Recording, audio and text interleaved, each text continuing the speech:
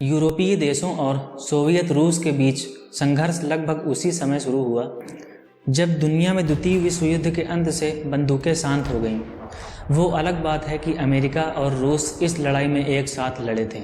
विश्व युद्ध के बाद यूरोप खंडहर हो गया, उसकी अर्थव्यवस्था बिखर गई थी, उसके संसाधन और जनशक्ति खत्म हो गई और इसी विश्व युद्ध से दुनिया में दो महाशक्तियां उभरी, संयुक्त राज्य अमेरिका और यूएसएसआर। जब ये दोनों देश दुनिया के सामने सुपर पावर बनकर उभरे, दोनों अपना अपना वर्चस्व बढ़ाने की कोशिश में लग गए, जिससे कोल्ड वॉर की शुरुआत हुई। द्वितीय विश्व युद्ध के दौरान नाजियों को हरा कर लिए गए कई क्षेत्रों में सोवियत रूस ने कम्युनिस्ट सरकारों की स्थापना की।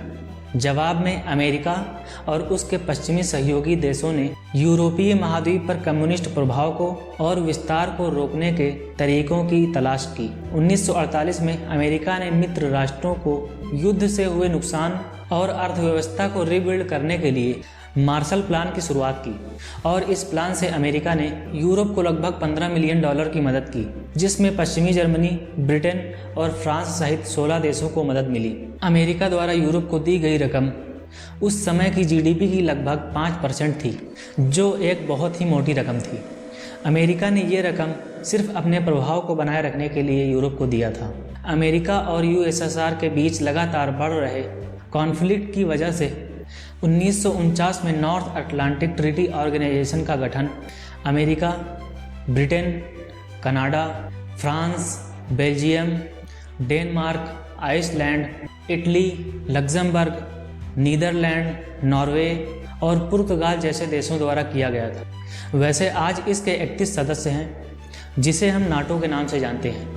नाटो सामूहिक सुरक्षा गठबंधन के रूप में कार्य करता है, जिसका उद्देश्य किसी सदस्य देश पर बाहरी देश द्वारा खतरा होने पर सैन्य और राजनीतिक रूप से रक्षा प्रदान करना है। नाटो के चार्टर के 5वें आर्टिकल के अनुसार देश इस बात पर सहमत हैं कि यूरोप या उत्तरी अमेरिका में उन सदस्य देशों में से किसी एक पर भी हमला नाटो के सभी मेंबर देशों पर माना जाएगा।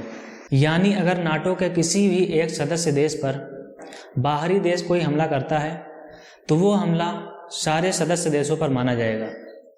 वैसे आर्टिकल नंबर 5 का इस्तेमाल पहली बार अमेरिका में 9/11 हमले के बाद लागू हुआ।